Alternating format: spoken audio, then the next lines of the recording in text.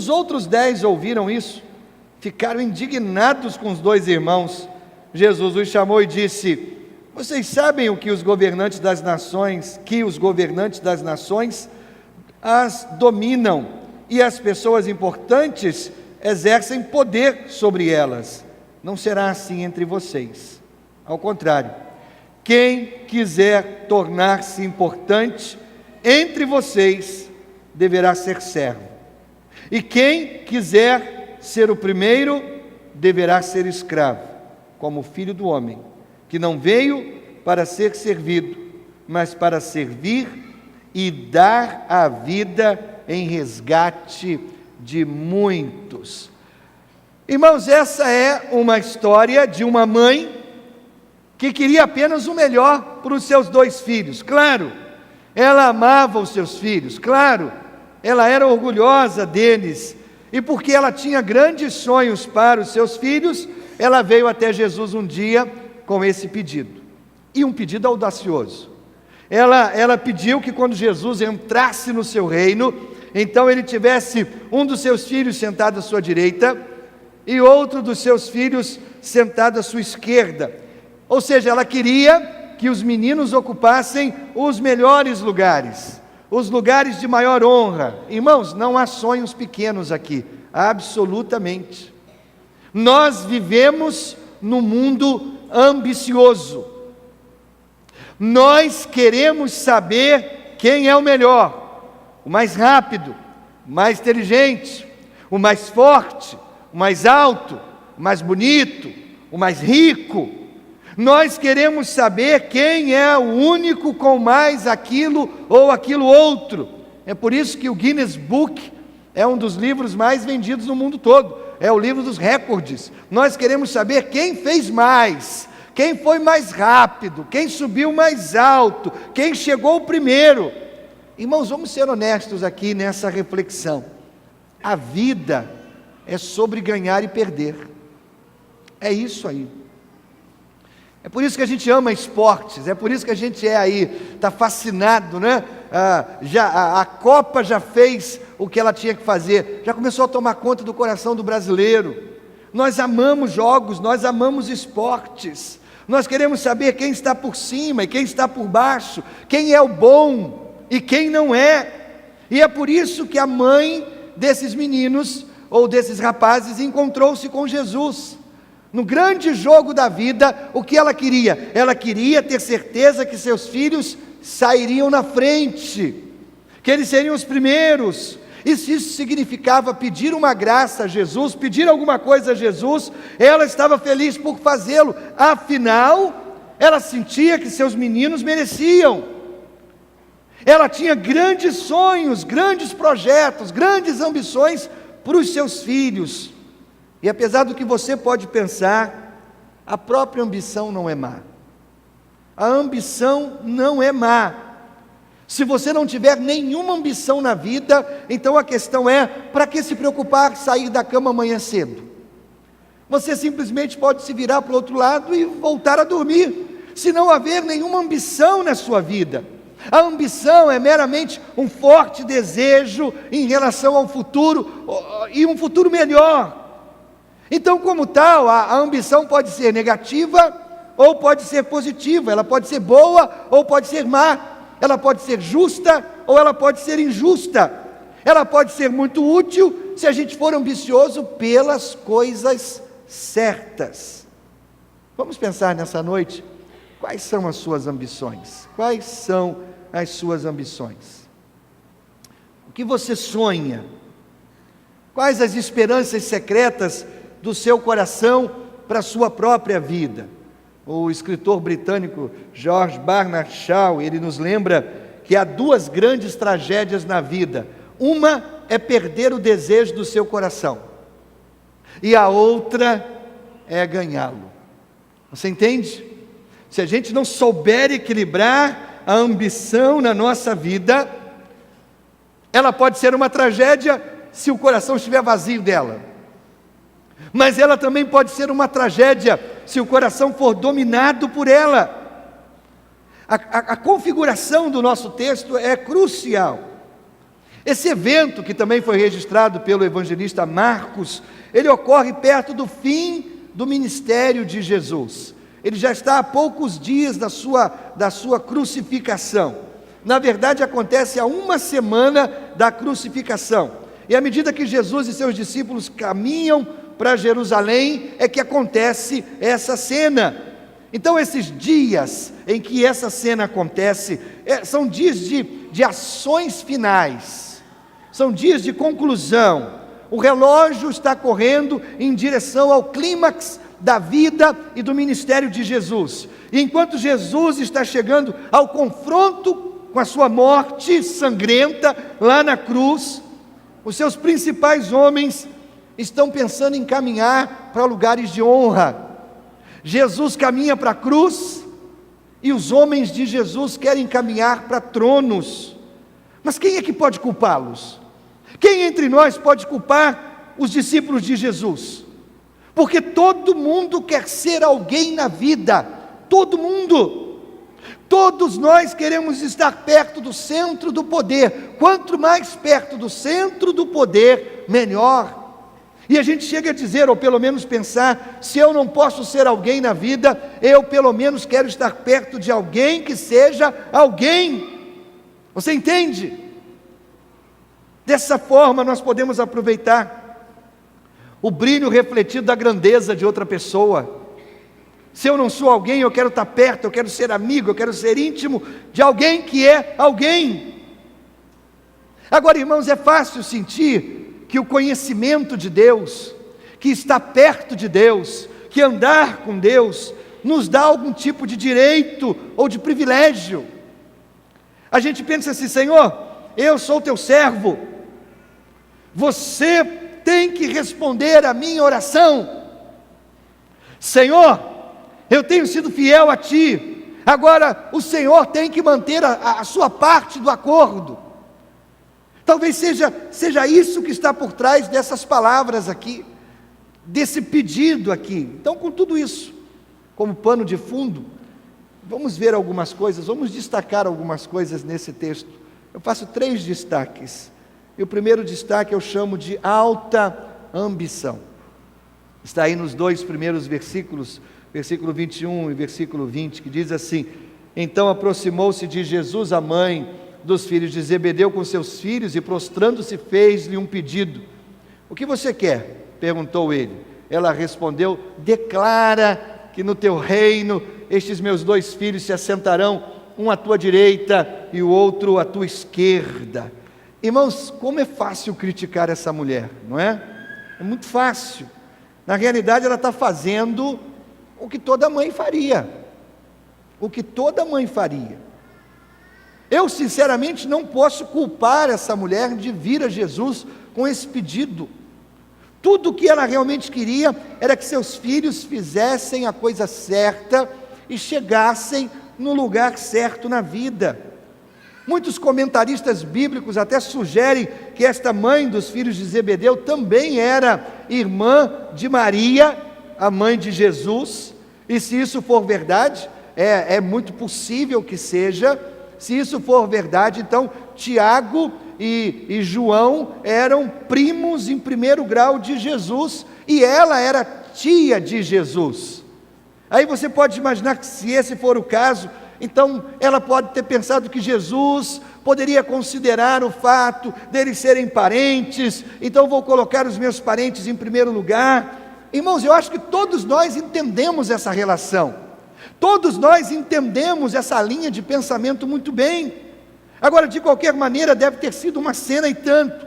Aí vem essa mãe com seus 2 filhos, eles já são homens, são crescidos, talvez Tiago e João, apóstolos de Jesus, tivessem aí na casa dos 25, 30 anos, e vem com sua mãe, e a passagem paralela de Marcos, capítulo 10, sugere que os meninos tinham combinado alguma coisa naquela situação. É óbvio que esses meninos e sua mãe tinham discutido alguma coisa antes. Talvez a mãe tenha dito: não, eu vou lá falar com Jesus, pode deixar, eu vou conversar com Jesus. Então ela vem e ela se humilha, ela se ajoelha humildemente diante de Jesus, e pede isso a respeito dos seus filhos. A Jesus, decreta que meus filhos, Tiago e João, que eles tenham um lugar de destaque lá no teu reino, que um fique à tua direita, o outro fique à tua esquerda. Se você é pai, eu sei que você entende essa mãe. É fácil a gente querer que os nossos filhos realizem os nossos sonhos, em vez dos sonhos de Deus para eles. Como é fácil a gente querer projetar sobre os nossos filhos os nossos próprios sonhos.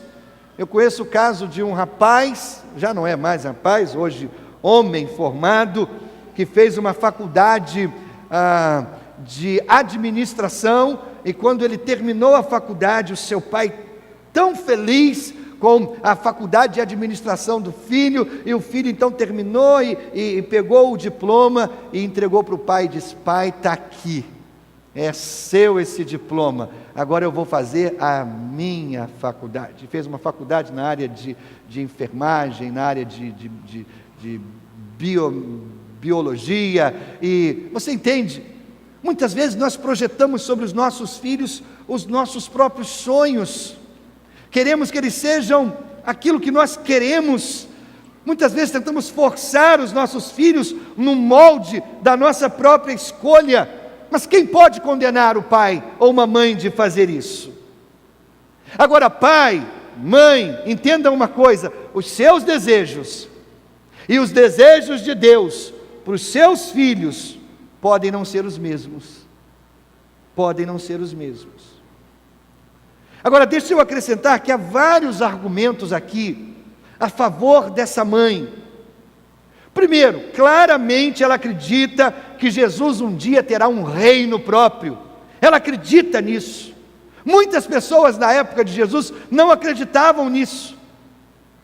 Ele não se parecia, ou não agia, ou não se comportava como um rei. Para muitas pessoas ele parecia apenas um rabino, um mestre, alguém que ensinava coisas bonitas, nada mais.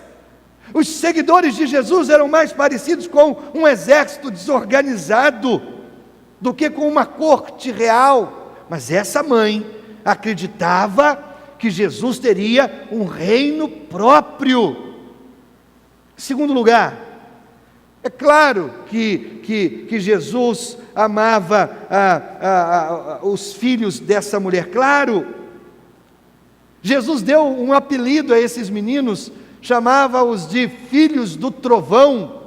Era uma brincadeira entre os discípulos e Jesus, né, falando do comportamento talvez assim explosivo, ou talvez o comportamento mais alterado desses meninos, talvez a força do temperamento deles. Terceiro lugar, eles estavam entre os primeiros discípulos: Pedro, Tiago e João. Eram claramente os três primeiros diante dos apóstolos, eram os líderes dos apóstolos. Você lembra quando Jesus subiu o monte para a transfiguração, e Deus falou com Jesus no monte? Quem Jesus levou para o monte? Pedro, Tiago e João. Aí a pergunta é: por que essa mãe não pediria a Jesus que os seus filhos tivessem lugar de maior destaque? Por que eles não devem ter o lugar de poder, o lugar de prestígio, o lugar de intimidade? Afinal, quem se senta à direita e quem se senta à esquerda de Jesus, por que não podem ser meus filhos? Pensou essa mulher. Eles poderiam muito bem ser Tiago e João, alguém que vai sentar à direita e à esquerda de Jesus. Não foi um pedido ofensivo, gente.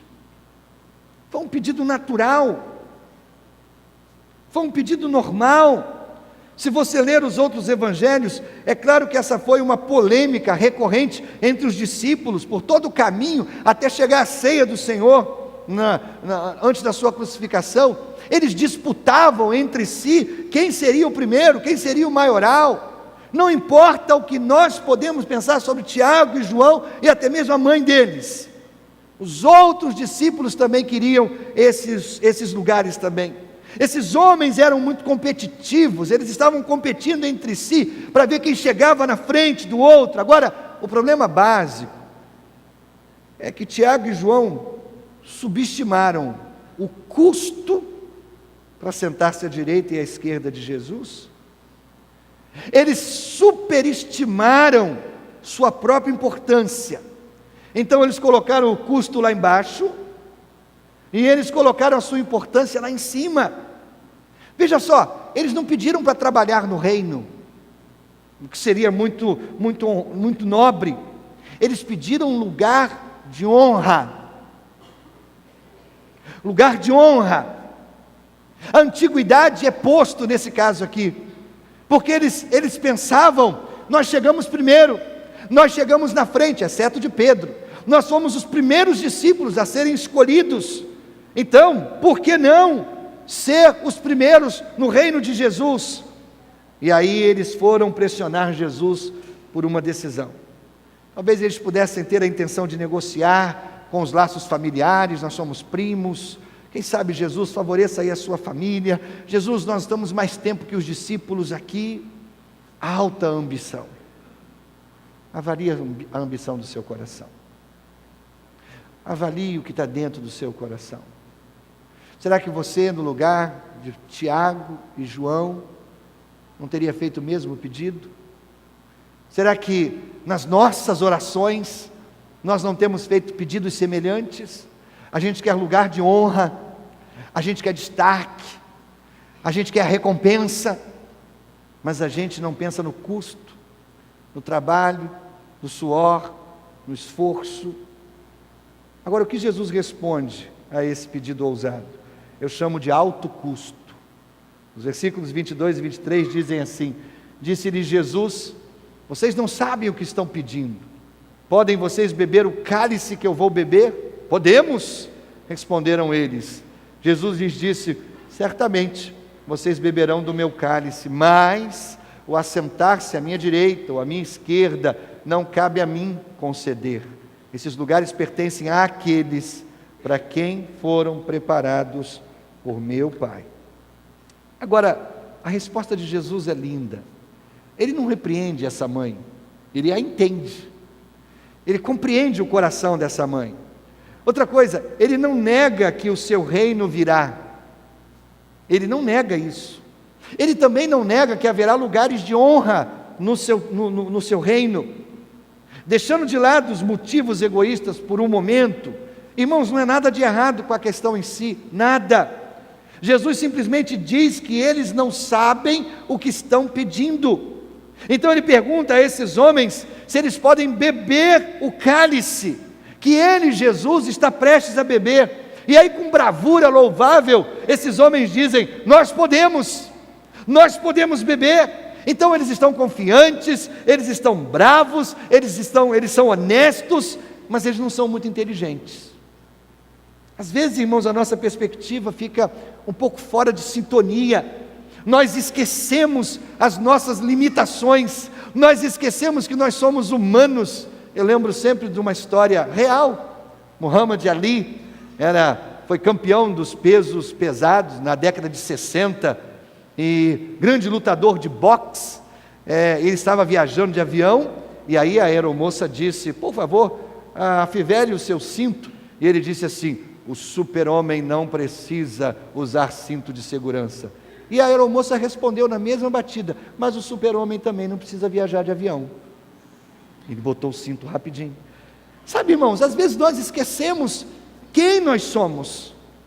Jesus não diminuiu esses meninos, Jesus não os coloca para baixo. Ele não diz: esqueça isso, vocês nunca terão lugar de honra no meu reino. Ele não diz isso.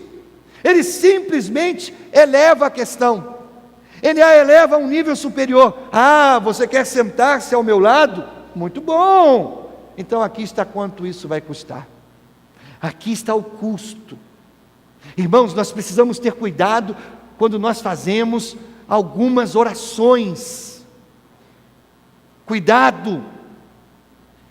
Tiago e João pensaram que o seu sofrimento já havia acabado, o seu trabalho estava pronto. Eles estavam errados em ambos os casos. O sofrimento não havia começado e o trabalho não havia começado. O conceito de cálice, você pode beber o meu cálice.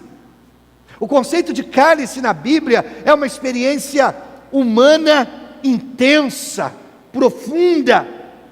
É a mesma imagem que Jesus usa no jardim do Getsêmani, quando ele fala do cálice que ele está para beber. Esse cálice que quase ele rejeita. É essa experiência dolorosa, é essa experiência tão negativa, tão profunda. O pregador americano Don Faulkner explica o cálice dessa forma. Ele diz assim: um cálice é algo tomado voluntariamente. O Senhor da Glória, continua Faulkner, o Senhor da Glória voluntariamente tomou o cálice da ira, quando foi feito pecado por nós. Voluntariamente, com um enorme projeto de amor, Jesus bebeu o cálice da condenação por nós. Ele nos amou tanto que tomou o cálice da ira de Deus como nosso substituto de boa vontade, como um homem sedento toma um copo de água. Você entende do que Jesus está dizendo?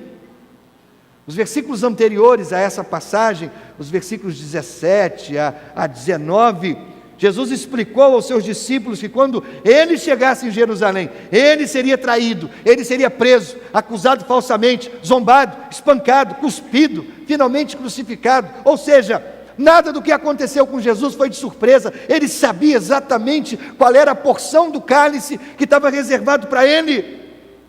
E aí ele pergunta a Tiago e João: vocês podem beber do cálice que eu vou beber?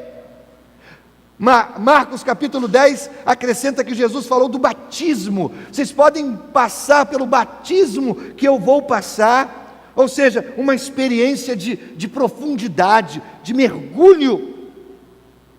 É isso que o Senhor está perguntando. Irmãos, nós vivemos num tempo de facilidades, num tempo em que as próprias igrejas estão incentivando as pessoas a se tornarem cada vez mais ambiciosas, num tempo em que as igrejas estão declarando que nós estamos aqui nessa terra para ganhar as riquezas dessa terra, para encher os nossos bolsos, para decretar vitória sobre todas as coisas, para ser a cabeça, nunca a cauda, para receber as recompensas sem nenhum custo, sem nenhum suor. É só dizer: Deus, eu entreguei o meu dízimo, agora faz a parte do nosso trato. Quando Jesus fala de cálice, de sofrimento, quando Jesus fala de cálice de dor,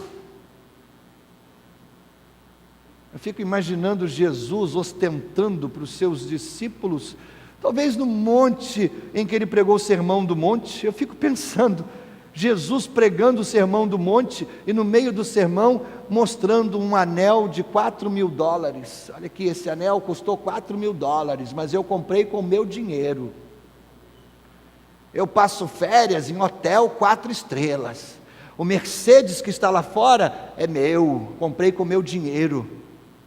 Eu fico imaginando Jesus pregando esse tipo de coisa. E sabe o que vem na minha mente? Não combina. Não combina. Porque quando esses meninos vão falar de posição, de honra, de trono, de conquista, Jesus fala de preço, ele fala de custo, ele fala de cálice.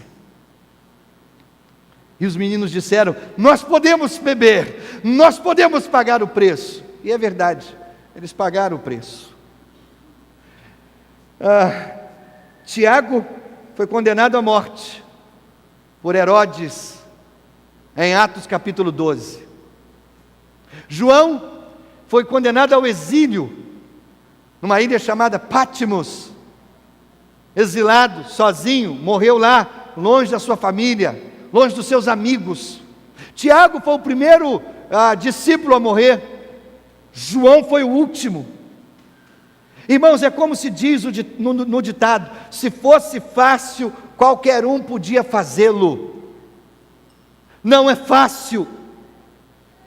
Eu amo o jeito como Leonard Ravenhill resumiu a vida cristã, autor do livro Avivamento, Quando Chegará. Ravenhill diz assim: Deus não está treinando escoteiros, Ele está treinando soldados.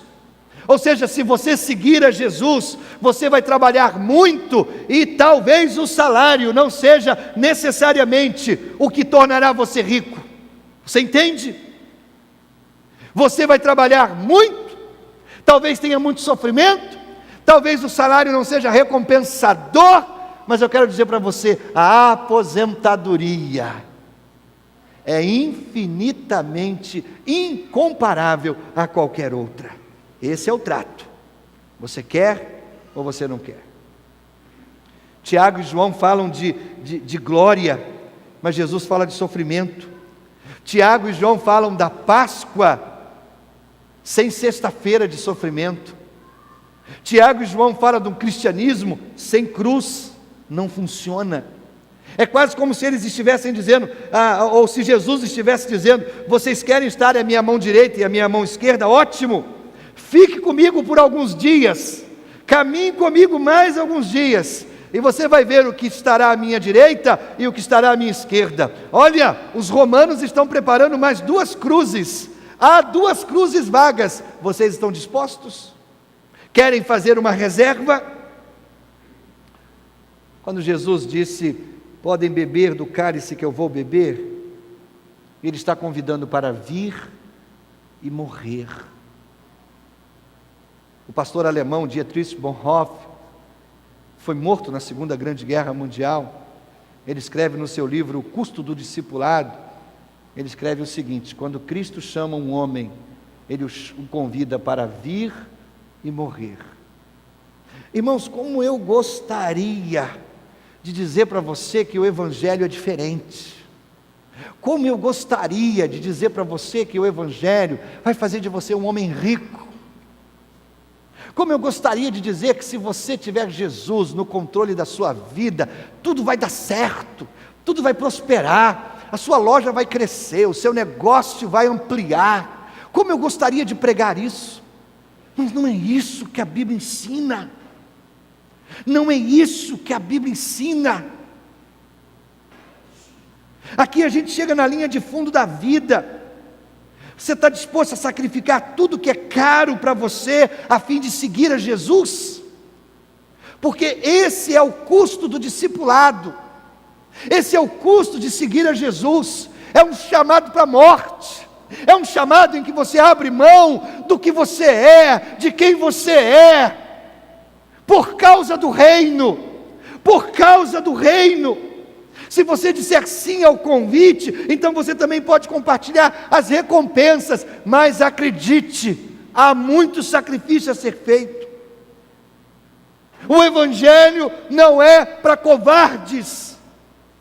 Você só pode fazer esse tipo de compromisso, esse tipo de acordo, depois que você encontra algo digno de doar a sua vida. E meu querido, acredite, as riquezas desse mundo, todos os reinos desse mundo, nada é digno para você doar a sua vida. Eu vejo homens, eu vejo mulheres imprimindo ou expressando, a sua melhor força, a sua melhor potência, para ganhar reinos desse mundo,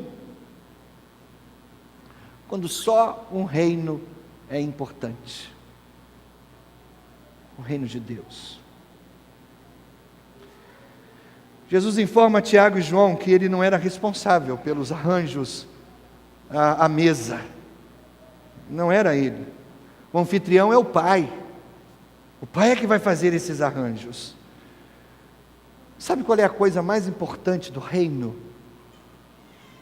A coisa que você deveria se preocupar dia e noite no reino de Deus é ter a certeza que você vai estar lá. Essa é a coisa mais importante. Você não deve estar preocupado se o seu lugar ou a sua casa no céu vai ser na avenida principal. Você não tem que estar preocupado se a sua casa no céu vai ter vista para o lago, se vai ser numa boa vizinhança. A sua preocupação é: eu estarei lá?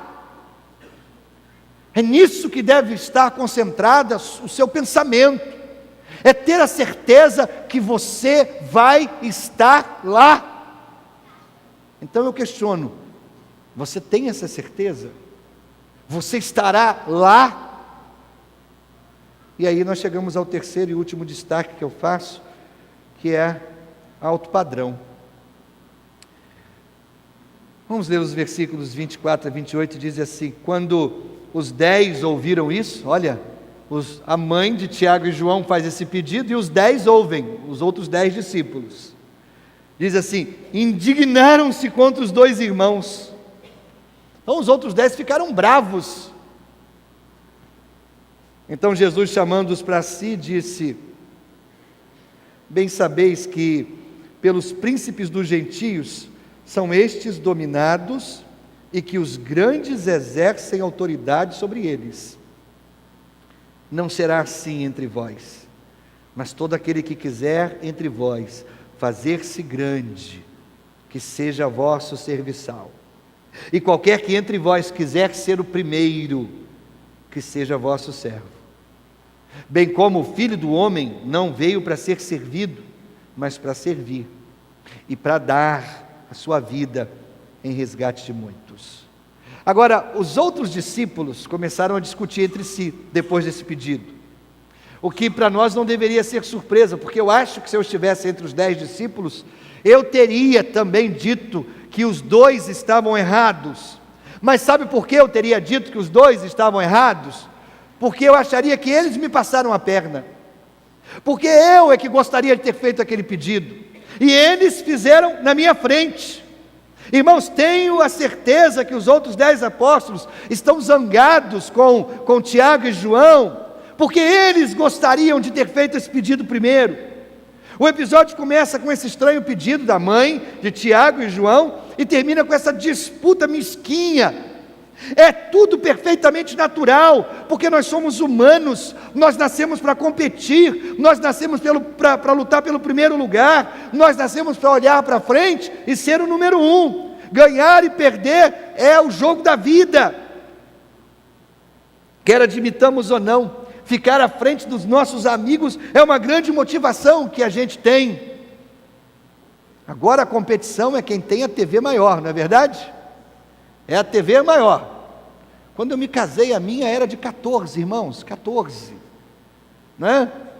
Aí trabalhamos um pouquinho, comprei a de 29, liguei para minha mãe: mãe, quantas polegadas tem a sua? Ah, meu filho, a minha tem 21. Ah, mãe, a minha tem 29.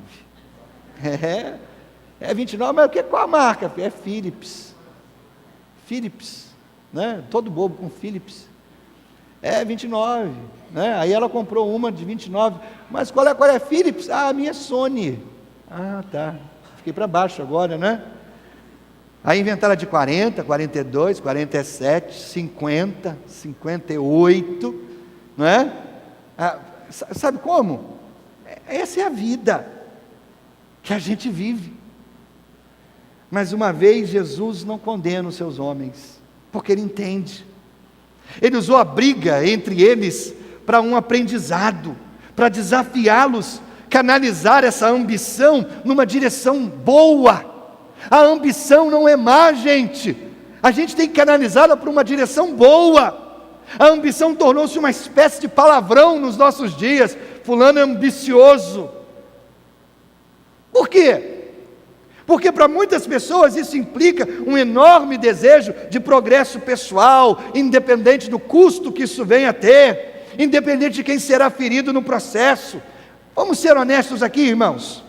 Há muito desse tipo de ambição no mundo. Lá na empresa, lá no escritório, lá na fábrica, lá na loja, lá na escola, na faculdade.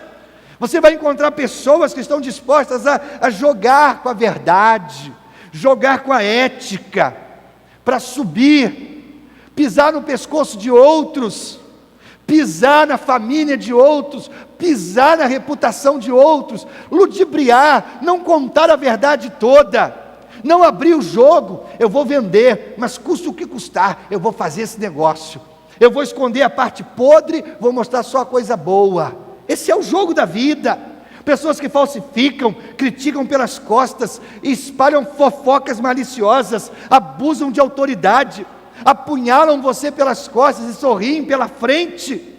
Jesus sabia de tudo isso, e Jesus conhecia os seus homens, Jesus conhecia o coração deles, e ele compreendeu que os seus seguidores seriam tentados a usar a mesma tática dentro da igreja, usar os mesmos instrumentos malignos do mundo, dentro do reino. E com 5 palavras, Jesus desmonta essa ambição. Jesus diz assim: não será assim entre vocês. Lá fora eles fazem todo tipo de coisa, mas aqui no reino não será assim. E aí ele pinta um quadro totalmente diferente da ambição. Ele diz assim: você quer ser um líder? Ótimo, isso é ambição, isso é bom. Você quer ser um líder? Ótimo. O mundo precisa de bons líderes. O Brasil está como está, gente, porque a gente não tem bons líderes.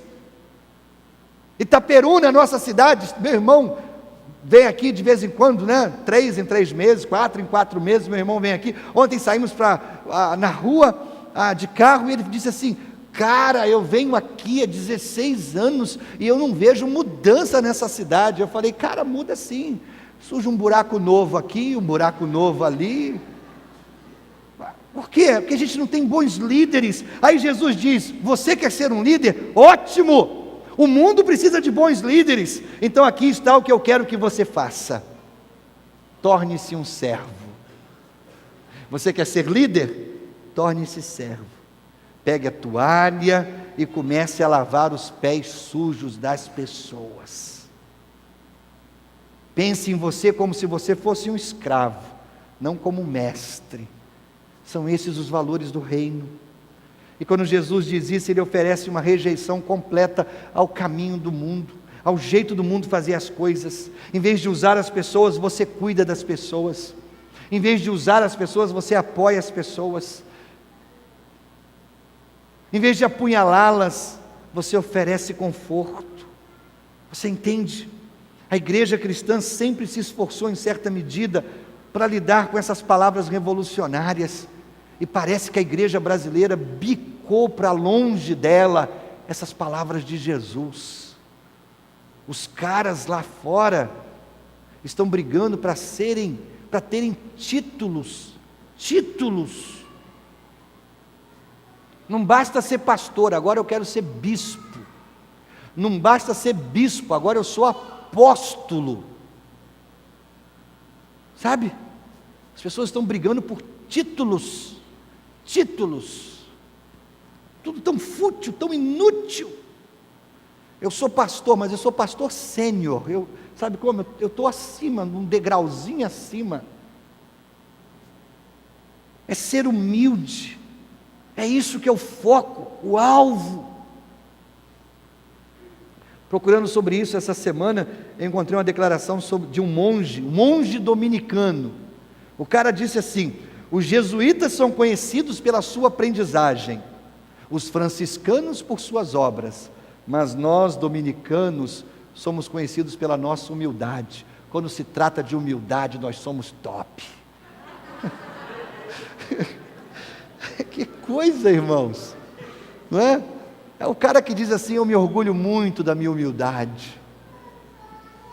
Eu não acho que Jesus está atacando as autoridades aqui, claro que não. Claro que não.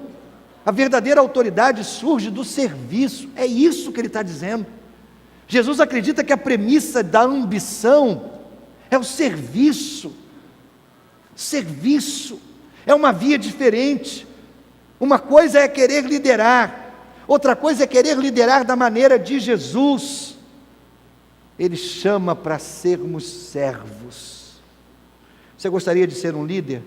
Seja um servo, seja um escravo, em seguida vá à frente da tropa. Eu acho que Napoleão Bonaparte captou muito bem o que Jesus estava ensinando aqui. Napoleão diz o seguinte, ou disse: Alexandre, César, Carlos Magno e eu fundamos impérios. Mas sobre o que essas criações do nosso gênio dependem? Da força. Só Jesus fundou o seu império sobre o amor. E por isso, até hoje, milhões morreriam por ele. Você entende? Isso é inteiramente verdade.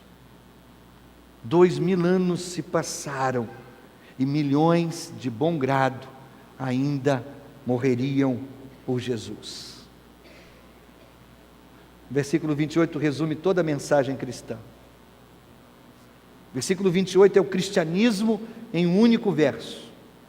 Duas verdades saltam do versículo 28. Diz o versículo 28: como filho do homem, que não veio para ser servido, mas para servir e dar a vida em resgate por muitos. Duas coisas: Jesus veio para nos servir, para que nós sirvamos a outros. A segunda coisa: Jesus veio para nos servir enquanto nós servimos os outros. Ele é o servo por excelência, não apenas o nosso exemplo, Ele é o nosso servo. Você entende isso? Não foram apenas os pés dos discípulos que Jesus lavou, os nossos pés são lavados por Jesus. Cada vez que nós nos achegamos a Ele para a purificação dos nossos pecados, irmãos, essa é uma verdade emocionante. Ele continua sendo o nosso servo. Essa é a relação que Ele deseja estabelecer conosco. O Senhor da glória veio para nos servir, para que a gente seja capaz de servir a outros pelo seu poder divino. Ele não é apenas o nosso exemplo de servidão, Ele também é o servo que nos capacita a servir outros em seu nome. A frase final do versículo 28 nos leva ao coração do Evangelho. Cristo veio para dar a vida em resgate de muitos. A palavra resgate é o preço pago por um escravo. Ele veio pagar o preço daqueles que eram escravos. Falar da minha condição miserável de pecado. Eu sou escravo do pecado. Jesus veio pagar o preço da minha liberdade. Eu falei sobre o reino de Deus. Eu falei que a coisa mais importante no reino é a seguinte pergunta: eu estarei lá? Só existe um caminho, e esse caminho está aqui no final do versículo 28. Jesus veio resgatar os que estavam aprisionados pelo pecado. Você estará lá no reino dele? Quando dessa vida você partir, você tem certeza que estará lá no reino dele? Se essa não for a sua maior ambição na vida, você perdeu o significado da vida. Curve a sua cabeça, feche os seus olhos. Terrível coisa será morrer sem ter a certeza da vida eterna.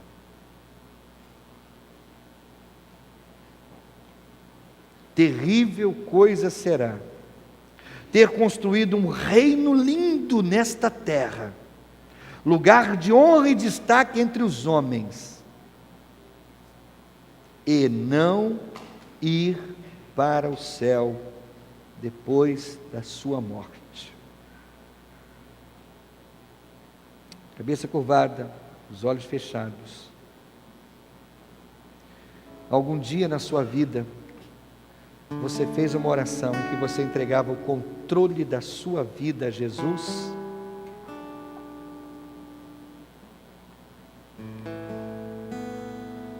Algum dia na sua vida você disse a Jesus: salva minha alma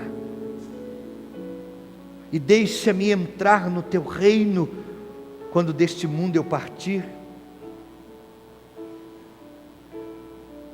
Se você não lembra, ou se você tem certeza que nunca fez uma oração como essa, meu querido, aqui e agora, eu desafio você a orar esta oração entregando o controle da sua vida a Jesus Cristo.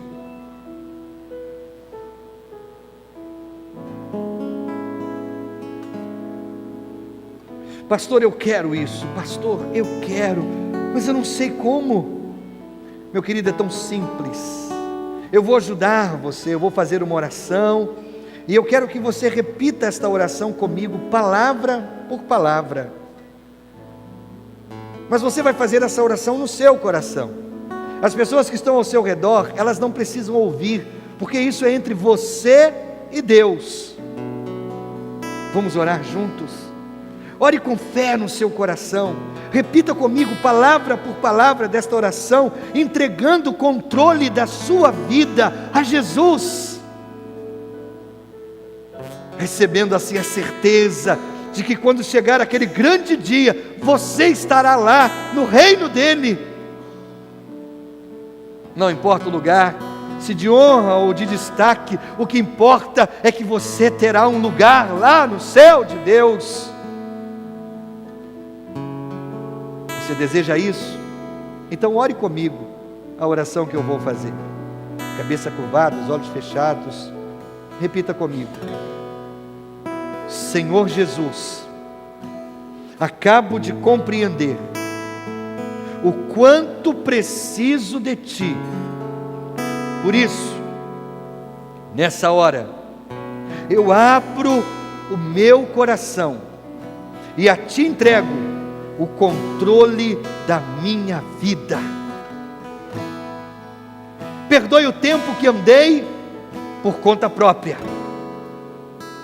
De hoje em diante, quero andar contigo, viver contigo, todos os dias da minha vida. E quando eu morrer, Jesus, abre a porta do céu, deixa-me entrar no teu reino e viver eternamente na tua presença. Cabeça curvada, os olhos fechados. Você fez comigo essa oração? Seja você quem for, membro desta igreja, membro de outra igreja, nosso amigo convidado, se você fez comigo essa oração, aí onde você está, eu quero orar por você. Levante a sua mão e permaneça com a mesma levantada. Eu quero orar por você, rapidamente, faça esse gesto. Eu quero orar por você. Deus abençoe você também, permaneça com a mão levantada, por favor, bem alto, levante para que eu possa vê-la. Isso, Deus abençoe você, muito bom, Deus abençoe você. Isso. Alguém pertinho de você com a mão levantada, por favor, coloque a mão no ombro dele, a mão no ombro dela. Isso. Ninguém sozinho nessa hora. Pai, eu quero colocar todas essas pessoas em tuas mãos. O Senhor as conhece, o Senhor conhece cada uma delas. E em nome de Jesus, Senhor, meu pedido, segura nessas mãos. É gente preciosa, é gente cara, é gente que eu sei que o Senhor ama. Pai, em nome de Jesus, escreve seus nomes no livro da vida, dá-lhes a vida eterna, que eles possam encontrar o seu lugar no teu reino, Deus. Que eles saiam daqui com a certeza do céu impressa em seus corações. Dá-lhes a tua bênção, Pai, por favor, em nome e por amor de Jesus, nosso Senhor. Amém, igreja? Amém.